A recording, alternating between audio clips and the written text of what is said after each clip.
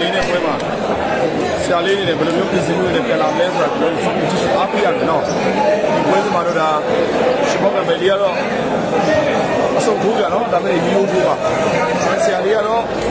ရေထိုးတိကျဖြစ်ပါလေနော်လုံးကြီးတို့ခေါ်ပါလေလုံးကြီးခိုင်းမှာစောက်နေပြီနော်ရုံးလို့ရပြီမှာခိုင်းမှာရောက်နေပြီနော်ဝီရောညနိုင်ပွဲကြီးပဲအဆက်ပဲဆွဲရတဲ့ရိုက်ခွဲတာရက်ဆက်တာတို့တော့ငါတို့ခေါင်းလို့ကောင်းတယ်ခေါင်းလို့ကောင်းတယ်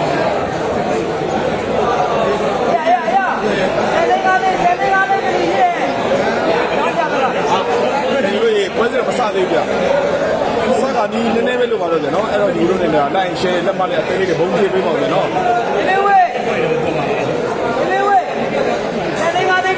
ပွဲစဉ်မှာကြတော့ညီကိုနေနဲ့ဆရာလေးပဲအနိုင်ယူရမလားနောက်ဝင်ဆက်မယ်ပြီးတော့ဘောကဘယ်လိုချက်ဆုံးသွားမလားအကြကြီးဒါဆိုတော့မြဝတီကိုပြရတော့မညီဘူးလေနော်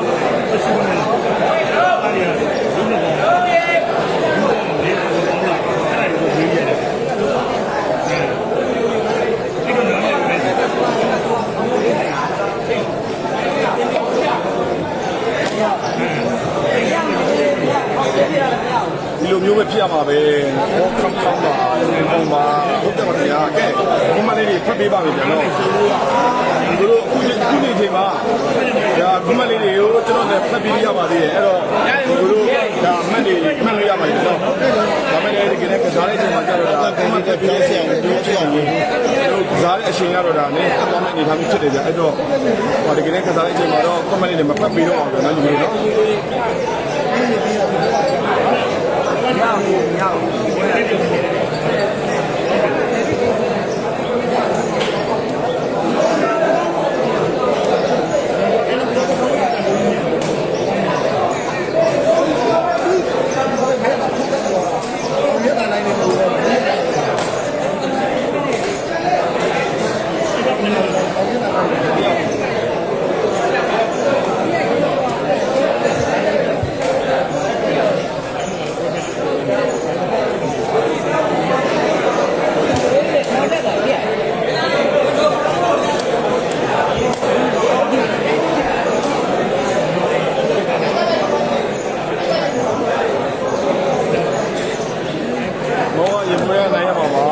ဘွဲစိတ်လုံးနေဟုတ်တယ်ဗျာနော်ဥပဝင်ကြီးမီလို့ချင်းကျောင်းကြီးပထမပွဲဝင်နိုင်သွားတယ်ထောင်လိုက်ကြီးကြီးဆရာလေး7နံပါတ်မှာကိုစုတော်ကြီးငေါနိုင်သွားတယ်ဗျာကျောင်းဆရာနိုင်ရှိသွားပါလေဒီလိုကြီး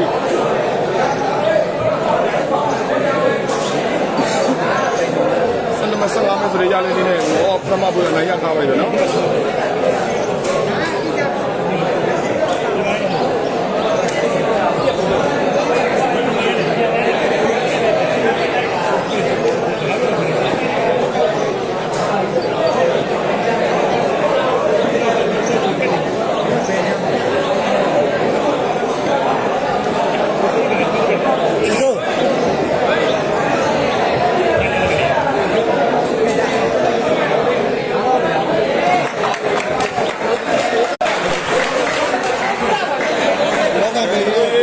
ပြန်စတင်ပါကြနော်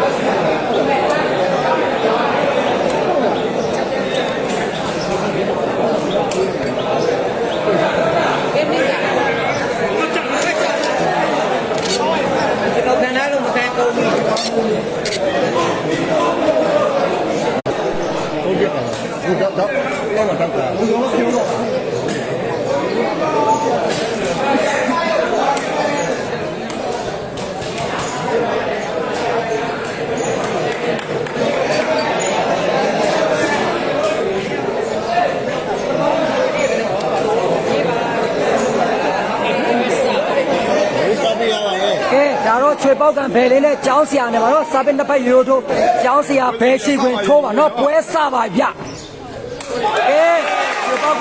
စားပြီးကလုံးစားပေါက်သွားပြီဗျ ဟုတ်လားပါ ဒီမှာလေဆရာလေးနဲ့ပြေးရရပြီဗျာနော် ဝမ်းလက်ပါဗျ ဝမ်းလာပါ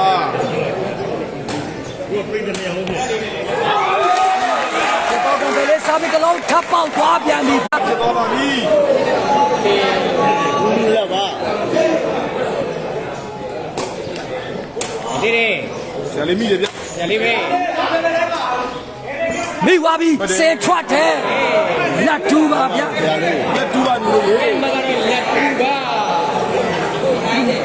တော့ဗီဒီယိုတော့မနမဆက်မှာလေနော် ကဲမကတော့လက်တူပါဗျ ဒီရေဗီဒီပဲ အောင်လိုက်တာဗျတူတက်ပါဗျ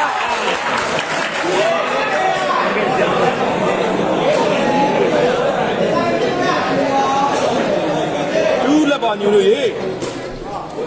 ဘောကံပဲလေးစားပြီးကလုံးထပ်ပေါက်သွားပြန်ပြီဗျ3လက်ပါဗျ ချက်ပါ ဒီလက်ပါ ဒီဘောကံပဲလေးစားပြီးလက်ဖြစ်သွားပါဗျ ဒီလက်ဖြစ်သွားပြီနော်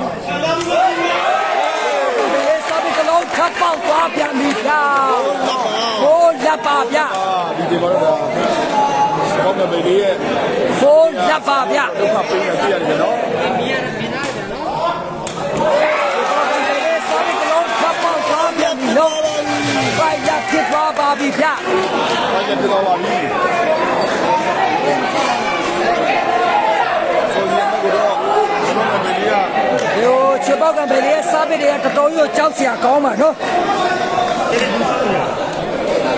မကတော့ဖိုက်လက်ဖြစ်သွားပါဗျ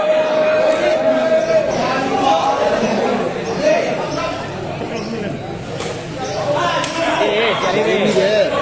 ဒါလေးကောင်းတဲ့ဘယ်လိုပြီးလဲဘယ်လို တော့ကချင်းပိုက်မကြော်လိုက်ဘူးဗျာဒီပွဲစီကတော့ကြောင်းစရာဘဲရှိခွင့်ရိုးရိုးထိုးဟိုဘက်ကရွှေပေါက်ကံဘယ်လေးနဲ့ရိုးရိုးထိုးအမတ်ကတော့လက်ဖိုက်ဖြစ်နေနော်ကြောင်းစရာအမတ်မရသေးပါဘူးနော်ရွှေပေါက်ကံဘယ်လေး9မှတ်ပါနော် လက်ဖိုက်ပါညီလို့ရေဟောဘေးလေးမိတယ်တိုက်တယ် အောင်လိုက်တာဗျာဘယ်လေးဖိုက်လက်ပါဗျာ အဲ့ဒါပါ အမတ်ကတော့ဖိုက်လက်ဖြစ်နေနော်ရွှေပေါက်ကံဘယ်လေး9မှတ်ကြောင်းစရာအမတ်မရသေးပါဘူးဗျာအောင်လိုက်တာဗျာလက်ဖိုက်ပါ လက်ဖိုက်ပါ ချိန်လက်ဖိုက်ပါညီလို့ရေ ကဲကြောင်းစရာစားပစ်ပါဗျ ဆရာလေးပြန်မတော့ဒုက္ခပေးမှကြည့်နေနော်ဘယ်ပဲထိုးရဗျ ကြောင်းစရာစားပစ်ပါ ဘာဖိုက်ပါညီလို့ရေ လက်ဖိုက်ပါ ဘယ်လေးဟုတ်ကဲ့စူးစမ်းနေပါတော့ဒီကလေးလေကဲမကတော့15ပါနော်ကြောင်းစရာတစ်မှတ်ပါရွှေပေါက်ကံဘယ်လေး9မှတ် ဟောင်းကြစားပြရတယ်နော်ဘယ်လေးကျန်တော့ကျန်တယ် အောင်လိုက်တာဘယ်လေးကဲမကတော့ဖိုက်1ပါဗျနော် ဖိုက်ဝမ်းပါညီလို့ရေ ရွှေပေါက်ကံဘယ်လေး9မှတ်ဒီဘက်ကကြောင်းစရာတစ်မှတ်ပါဗျ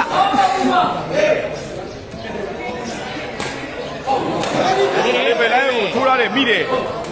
ဟောင်းပါတယ် ခေါင်းချက်ချင်းပိုက်မကြော်လိုက်ဘူးဗျာစစ်1ပါဗျ အေး ဝမ်းပါ မကတော့စေဝါ ကဲရွှေပေါက်ကံဘယ်လေး6မှတ်ကြောင်းစရာတစ်မှတ် ဆရာလေးဘယ်လိုက်လဲထိုးရ ဒီပေါက်ကပဲလေးစားပြီးကလုံးထပ်ပေါက်ပြီးတော့7-1ဖြစ်သွားပါပြီဗျ 7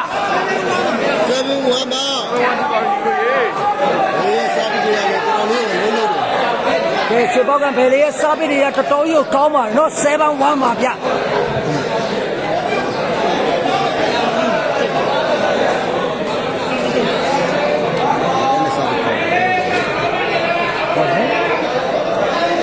ကဲငေါနိုင်တာပါဗျ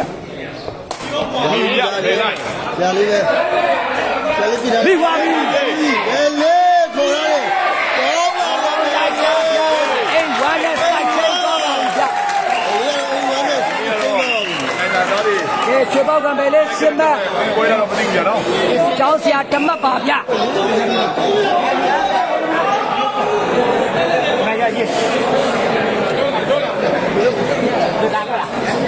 ဘောလုံးပါ ပါတယ်ဗျာနော် ကဲမကတော့အိတ်ဝမ်းပါဗျ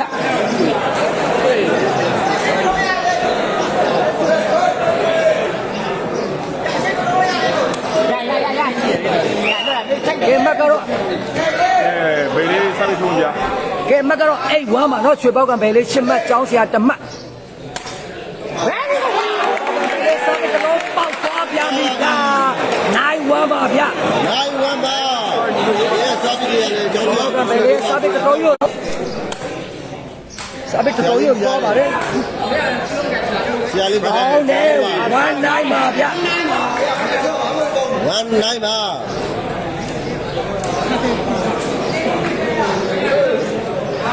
ဆရာလေးစားပြီးထုံးပြန်နော်19ပါယူလို့ရေး ဒီစီယူဝိုင်းလေး ကောင်းလိုက်တာဗျမိသွားပြီပါလာတယ်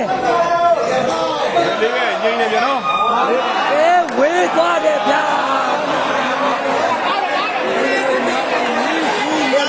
ဒီတိုင်းဖြစ်သွားပါပြီဗျာနော်စေပေါက်ကံပဲလေအပိုင်တက်ရပြီမဲ့လေဝေးသွားတယ်ဗျာ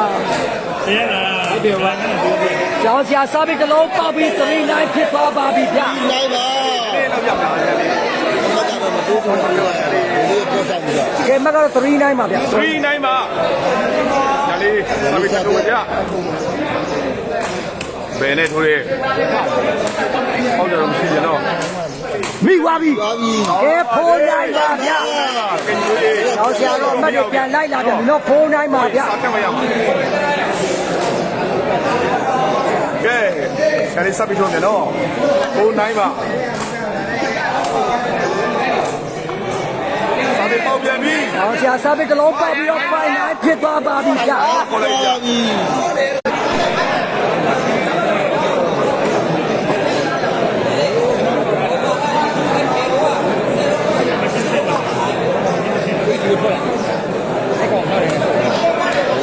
ကဲမကတော့59ဖြစ်သွားပါပြီ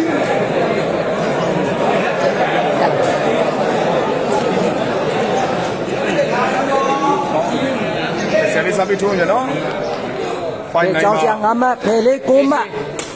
ဒီရဲ့ ဟာ ဒီကောင်းတယ်ဗျာ ကောင်းလိုက်တာဗျာဖယ်ဟေး ဘယ်လေးကောင်းလို့ပါလေဗျာဒီတော့ကတော့ ကဲမကတော့95ပါဗျာ စားပြီးတော့7နေပြန်နော် ကဲရွှေပေါက်ကံဖယ်လေး9မှတ်ကျောင်းဆရာ9မှတ်ပါဗျာ ခိုင်နာသားတွေတော်တော်လေးကိုပြင်ဆင်မှုကောင်းကောင်းနဲ့ဒါကောင်းတာဖြစ်ပါတယ်နော်ဆရာလေးနော်ဆရာလေးပဲ ဒီပဲ ဒါဒါတယ် မိဝါပြီ ဘယ်လိုခေါ်လာလဲ ဝေးသွားပြန်တယ်ဗျာ ဆရာလေးကောင်းတယ်ကောင်းတယ်ကောင်းတယ် ဘောပွဲပြသွားပြီရောနာလေးတော့ ကြော်ရေး ဘာနဲ့မတင်နေတော့ပြက်သွားတယ်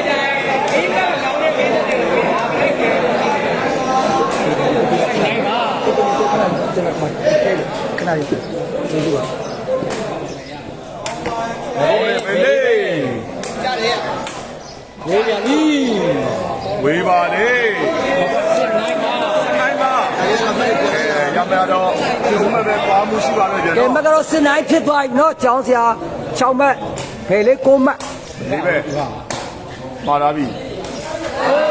ရွှေပေါက်ကံဖယ်လေးပုံချစ်ပိုက်မကြော်ပြောင်းနော်79ဖြစ်သွားပါပြီကဲမကတော့79ဖြစ်သွားပါပြီဗျ79မှာ ဆရာလေးပဲ မိသွားကြပြီဝေးသွားတယ်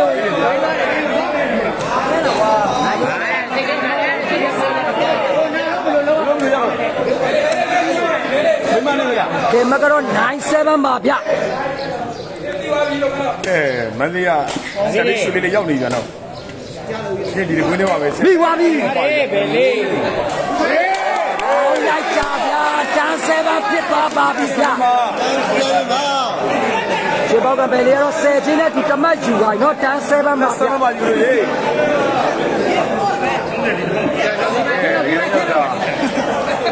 ဘယ်လေးရဲ့အမေတွေကောင်းသွားကြီးပါလေ ကဲမကတော့တန်း7ပါဗျ ဘယ်လေးစပောက်ကဘယ်လေးစပက်သုံးမပြ ဝါကြ ကောင်းတယ်ဆရာလေးကောင်းတယ်ဗျ ပြီးပါဗျာပြီး ကောင်းပါလေပြန်လေးပြန်လေးပြန်ပြီး 7ဖြစ်သွားပါပြီဗျဘယ်လေကတော့10ကျင်းနဲ့တူတမတ်ယူရမယ်နော်11-7ဖြစ်သွားပါပြီဗျ ဘယ်နဲ့မကြောက်ဘူး ဝိုင်းဆမမ ဒီစမ်းပါ ကဲမကတော့ ကောင်းတော့ပါတယ် လိုက်တယ်လား ကောင်းပြီဗျကျန်ပြီတော့ ဝဲ7ဖြစ်သွားပါပြီဗျစေပေါကံဘယ်လေကတော့သူရဲ့စားပိတွေနဲ့သူတမတ်ထပ်ယူသွားတယ်နော်12-7ပါဗျ သူဆမမ ပေါ့သွားပြန်ပြီ ဆရာလေးသားရလေးနဲ့မှားထားတယ်ခေါ်တယ်ကောင်းတိုက်တယ် ပြီးပါဗျာပြီး ကောင်းတာပဲ ဘယ်လေတိုက်ချပိုက်တိုးသွားတယ်ဗျာ ဘယ်လေးကတော့ခေါ်စီတော့ကောင်းတယ် 7-12ပါဗျ ကောင်းတိုက်ချင်ပါဘိုက်တော့ကျွန်တော် တွေ့ပါ ကဲမကတော့7-12ပါဗျ အေးချေပဲ ဆရာလေးသားရလေးနဲ့ဘယ်လေးရော ဟာကြထားတာ ကောင်းလိုက်တာဗျာ12-7ပါဗျ ဒီဆောင်ကြည့်တယ်တောက်ကိုကောင်းပါ ပတ်တယ်မင်းဘုံရပတ်တယ်လို့ပြောမယ်ဗျ ဘယ်လေးပိုကစ်တဲ့နဲ့ဆိုတော်တော်ချက်ဖဖြစ်နေတာsolid ဟုတ်ကဲ့စူးစမ်းနေပါတယ်ဒီကလေးကဲမကတော့7-12ပါနော်12-7ပါဗျဘယ်လေး12မှတ်ကျောင်းဆရာ9မှတ်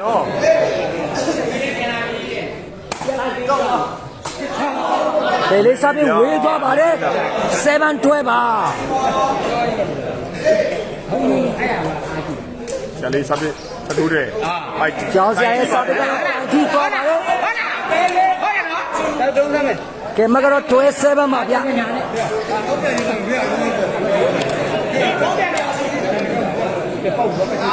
ကဲဘယ်လေးစားပြီး12-7ပါ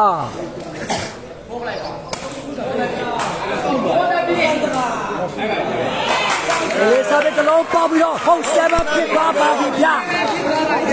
ဟုတ်7ပါဘယ်လေး73မှကျောင်းဆရာ9မှတ် ရဆရာကလေးပေါ်လာတယ် ဟုတ်ဆမမ အာဘယ်လေးစုတော့မရပြီ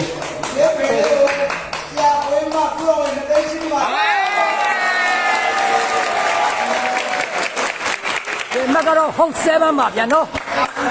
ဒီပေါက်ကဘယ်လေး73မှကျောင်းဆရာ9မှတ်ဘယ်လေးစားပြီးတော့ကလုံးထပ်ပေါက်သွားပြီးတော့7ဖြစ်သွားပါပြီဗျ ဒီကယူနေတော့ 7ပါဗျဘယ်လေး14မှကျောင်းဆရာ9မှတ် မချက်ချက်တော့ရ ဟောမှာလေ7 point ပါ အချင်းဆမပွိုင်းပါယူလို့ရေး ခိုင်းတယ်ခိုင်းတယ် ဒီစေပေါက်ကဘယ်လေး14မှကျောင်းဆရာ9မှတ်ပါနော်ကျောင်းဆရာစားပစ်ပါ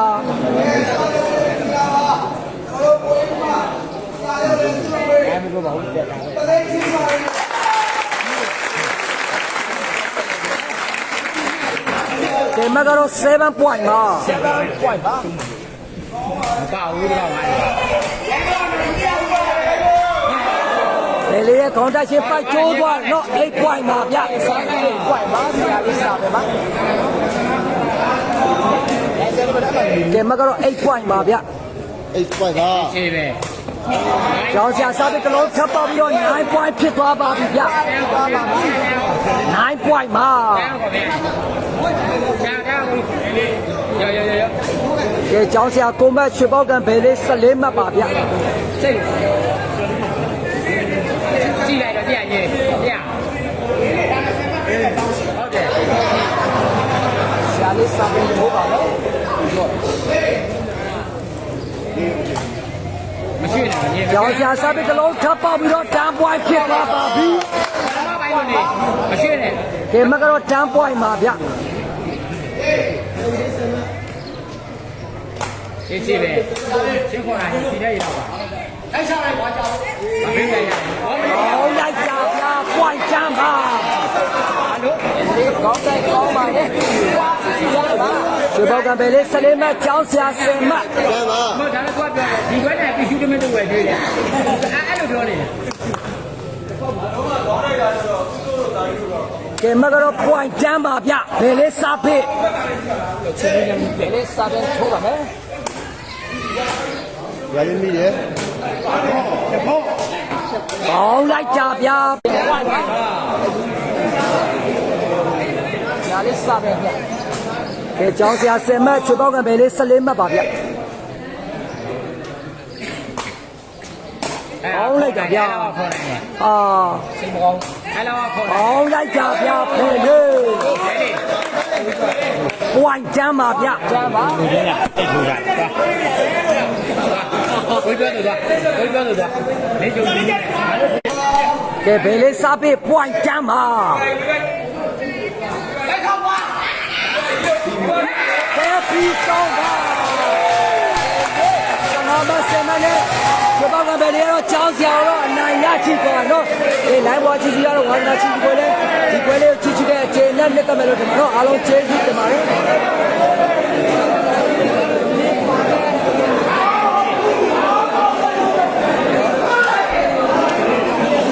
ရတယ်။ဒီလိုရေးဒီနေ့ကတော့ဒါတော့အားလုံးဒီအတိုင်းပဲဆရာလေးရဲ့လက်ဆုံးချက်ဖြစ်ပါတယ်နော်။ဟာစနေနေ့ရတော့ဆရာလေးနဲ့ဘယ်စတိုင်ဘယ်လိုမျိုးရှုံးနေထားပါလဲနော်။ဒီကောက်ဆက်နေဘယ်လိုရေးနေတော့ရှောင်းမယ်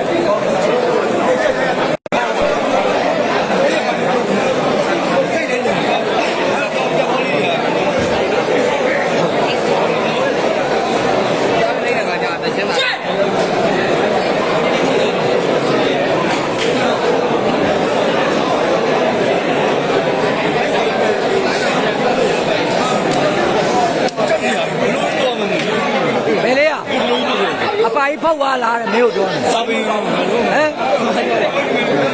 အကောင်တော့ကွာဒီဘွဲပြအကြောင်းဆရာဘက်ကပဲရှိနေကြရနော်မင်းရဲ့စာပစ်တဲ့တော်တော်ကြီးကိုသွားတယ်ကွာငါကြီးကွာဘလို့မင်းရဲ့စောစောရေတော်ကောင်းတော့စာပစ်တော်သွားငေါ်တဲ့အောင်သွားရနော်ကွာနော်တော်တော်အများကြီးတာငေါ်တဲ့တော့တော်တော်ကြီးကိုသွားတယ်ကွာဘာလို့လဲဟိုဘက်ကအကြောင်းဆရာဟမ်စာပစ်သွားတယ်စာပစ်တော်သွားနော်စာပစ်ဘောတော့ဘာမှမဆိုင်ဘူးဟုတ်လားကာမန်ဆိုရက်ကြည့်နေတာဘယ်သမားလဲဖြစ်နေအေးနော်ဘယ်သမားဆိုတော့အေးငါကွာဟိုတနေ့ငါအေးညီလေးဘယ်လေးမင်းငါဆက်ချင်းလေးတင်ပြီးရေးလိုက်တာမင်းတက်ဘလောက်လဲ16နှစ်ပါတော့တကယ်ငယ်ငယ်လေးပဲကြည့်ပါသေးတယ်ဒီကလေး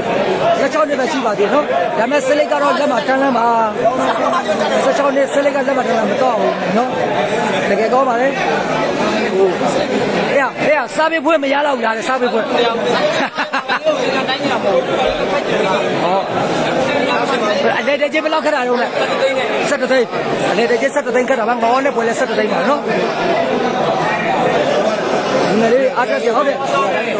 တက်က16နှစ်ပဲရှိတယ်ကျွန်တော်တို့17နှစ်တင်လို့နော်တကယ်ငယ်ငယ်လေးရှိပါသေးတယ်16နှစ်ကလေးပါကောင်းပါလေငါညီဆက်လက်ကြိုးစားပါတော့ငါညီတော့ပဲလေနော်တော့ကောင်းပါလေဒီကလေးကစားသွားကျောင်းဆရာတော့မှတ်သိမ့်မရလိုက်ဘူးနော်ဟမ်ဆရာဟလာဒါလည်းဦးဆရာဘယ်လိုလို့အနောတဲ့ဦးလည်းဦးဆရာမနောရဲ့ညီအနောလား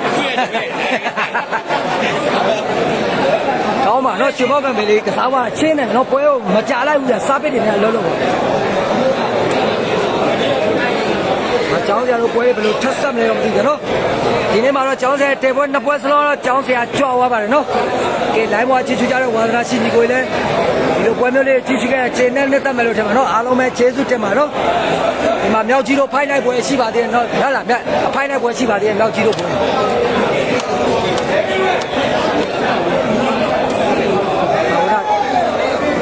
ဆရာကြီးဝန်က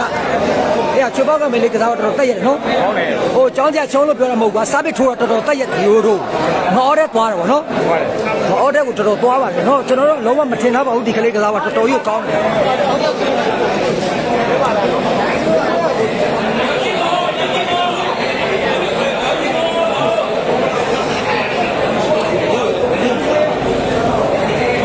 အားလုံးပဲကျေးဇူးတင်ပါနော်။လိုက်လေးချခွင့်ပြုပါမယ်နော်။ဒီပွဲစဉ်ကိုကျွန်တော် YouTube မှာလည်း 4K နဲ့ဒီဟောငါအောပွဲစဉ်ကိုရွှေပေါက်ကံဘယ်လေးပွဲစဉ်ကိုကျွန်တော် 4K နဲ့ဗီဒီယိုရိုက်ထားပါတယ်။ကျွန်တော်တို့ပြန်တင်ပေးပါမယ်။မှာအခုနှစ်ပွဲကို55သိန်းဆော့ပေးမယ်။တစ်ပတ်ကိုတစ်ပွဲဆော့ပေးမယ်။ဒီနှစ်ပွဲတိုင်းနဲ့ဒီတိုင်းပဲ။ အဲ့ဒါသူတို့မိမသိပါလေကျွန်တော်ပြောတာဘာဖြစ်နေလဲ။ဘာကြောင့်55သိန်းဆော့ရတာလဲ။ကြီးခေါ်တာမဟုတ်ဘူး။ ဟုတ်ပြီ ဆက်တွေးလာတော့ဒီနေ့ကတော့ပေါက်တွေးဆက်ပေါက်တွေဆက်ကိုလည်းပြီး ဟုတ်ကဲ့ အဲ့တော့ကျွန်တော်တို့နေတာမဟုတ်ဘူးအဲ့ကွာအဲ့ဒီပေးတာ ဟုတ်တယ် စီမီကိုလည်းတော့အဲ့ဒါလည်းကြည့်အောင်မကြည့်တော့ဆက်ကြမှာတော့ကျွန်တော်ကကျွန်တော်ကအခုတော့ဆက်ကြမှာကျွန်တော်လည်းဘာမှမလုပ်တော့နော် ပြန်ပြောမယ်ဒါပေမဲ့ကိုရွက်လည်းဟိုနည်းနည်းစုဒီနည်းနည်းစုဖြစ်ပါတယ် ဟုတ်ကျဲလို့ရှိရင်မဆုလည်းဖြစ်တယ်အဲ့လိုမကဲတာကိုကြရတယ်ဒီပဲဖြစ်တယ်နော်ဟောနဲ့လည်းဒီတိုင်း ရေးပဲစီပဲဒီတိုင်းပဲဒီပုံစံတိုင်းပဲနှစ်ပွဲလုံး ကိုကြီးကိုလည်းမခိုင်းဘူးဘယ်လေးကိုလည်းဘယ်လေးဟိုတဝဲဆိုရောကိုကြီးလည်းကိုကြီးလည်းတော့နေအောင်တော့ကိုကြီးလည်းကိုကြီးလည်းနေအောင်တော့ကိုကြီးဝိုင်းပြီးမယ်ဒါကလည်းနေအောင်တော့တော့နေမယ်လို့ ခြေကမထွက်တာဆိုတော့ကိုကြီးထွက်ပါလေကျောင်းဆက်လည်းယူထားတယ်သူတို့လည်း10လီလား15လီလားအဲ့လောက်ပဲရပါတယ် ဟိုဘက်ကနေဖောက်လို့ရတာရောဟိုဘယ်လေးတဝဲလဲဆိုရင်ဝါကြလာတယ်ဘယ်လေးမှမဟုတ်ဘူးဒီဘက်ကလည်းတော့ဒီဘက်ကလည်း55သိန်းနဲ့ပွဲပြန်ဆော့ပြီမယ်နော် ခုနကျွန်တော်ပြောတယ်ဘိုးတို့အဲ့ဒီရောက်နေတဲ့ကျတဲ့တပွဲလေးတင်နေရတယ် 55သိန်းရတယ်တပွဲတည်းလည်းရ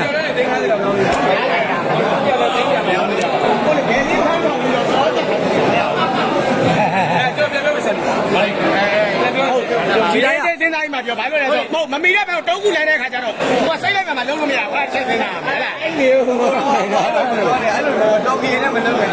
ဟုတ်လေဒါတော့အခုသိရမလားစိတ်ကြွားလို့ပြောတာဖြစ်ဖြစ်ပဲလေသူတို့ကနိုင်တာလားနိုင်တာဆိုတော့ဆော့ချင်တော့ကျွန်တော်ပြန်ဆော့ပေးပါဟိုအဲ့ဖြစ်မှာလေသူတို့မဆော့ဘူးကောင်းတယ်ဖြစ်မှာကိုယ်ကပြန်ပြောလို့ဖြစ်မှာဘယ်လေးနဲ့ပြန်ပြီးတော့ခေါ်လိုက်ငါအော်ကြတော့ရုံးမကြိုက်ဘူး မအော်နဲ့ပွဲတိတ်မချဘူး ရုံးမကြိုက်ဘူးဘယ်လေးပဲကြိုက်အဲ့ကောင်လေးစားကုန်ဟိုရမင်းဒီလောက်နိုင်တာမင်းကိုမကြိုက်အဲ့ရုံးမကြိုက်ဘူးမင်းကိုမကြိုက်ဘူးညညဟိုသူကကြည့်တာလေဆယ်လေးကြည့်တယ်ဒီလေးနဲ့ပြောပြီးဆော့မှာအခုပြအခုဆော့မှာဟမ်ဟောတော့တေဝရှိတယ်တေဝရှိတယ် တော်ပြီဆိုမယ်လား လည်းဦးသားနည်းနည်းရောက်တာသူကဒီမှာရောက်နေပါအေးဝိုင်း အဲ့ဒါဘာလို့စမောကကျောင်းဆက်တော့ဆောက်မယ်လေ ဟိုကိုမကဝင်ရေးမကြီးတော့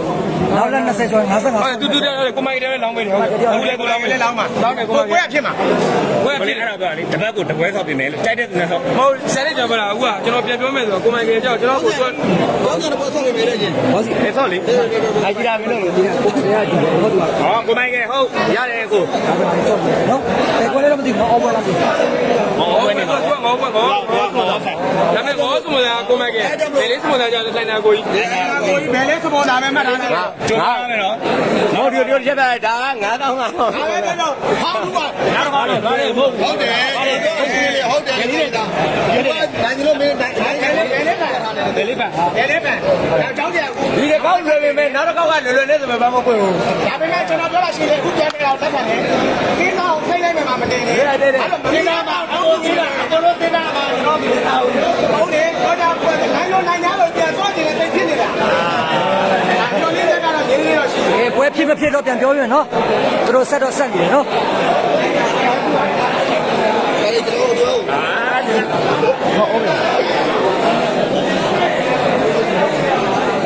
ဟောရကိုမက55သိန်း20ကျော်ပြန်ဆော့မယ်ကိုမကဝင်ရမင်းပေါ်တယ်ဟွာ20ကျော်လို့ချင်းမျိုးမရဘာငါရမရနောက်လည်း20ကျော်55သိန်းဆော့မယ်အကြောင်းချက်တယ်မင်းလည်းကြိုက်ပြီးဆော့ရင်ဖြစ်တယ်ဆော့ရင်ဆော့ခိုင်းဆော့55သိန်းနော်ပွဲကစိုးကပွဲလေးကလှရင်တော့မဘယ်လေးကလည်းဟိုကနှစ်ပွဲပြောတာ55သိန်းနဲ့ဒါငါကြီးတော့အစင်ပြမဆော့တော့ခြေရတော့ तू ကလည်းခြေများများမှချတော့မှနေတော့ဒါလည်းသူတို့ဖြစ်ဖို့များပါတယ်နှစ်ပွဲတော့မဟုတ်ပွဲတေချာပေါ့ပြဘယ်လေးပွဲလဲမင်းကိုလန်တာကိုရက်ဆိုင်ပြီမယ်လို့ပြောတယ်အကြောင်းပြန်ပြီမယ်လို့အေးတော့အကြောင်းပြန်ပြောရတာမလို့တော့ငါကြီးပွဲတော့ကြည့်ကောင်းပါပါ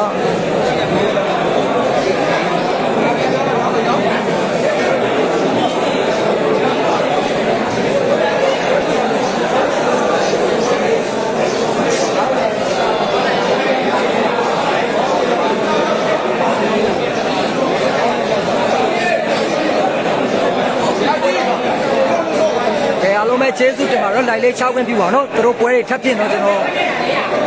လိုင်းပေါ်မှာတင်ပေးပါမယ်เนาะတေချာပြီဆိုရင်တော့ဗောနော်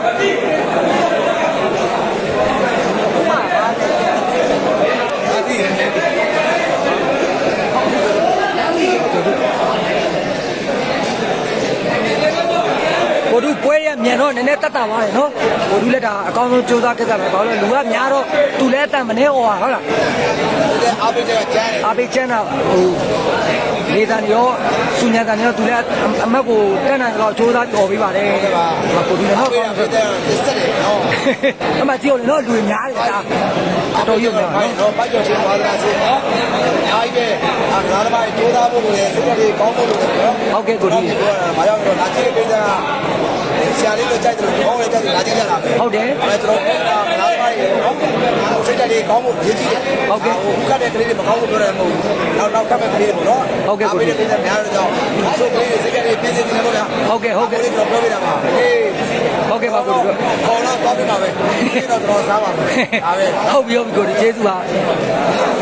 39ခွင့်လာသေးတယ်ဟုတ်ကဲ့လာသွားကြပါလေဒီကကလေးတွေနော်ဝယ်ပြည့်တော့သွားကြပါလေနော်သူတို့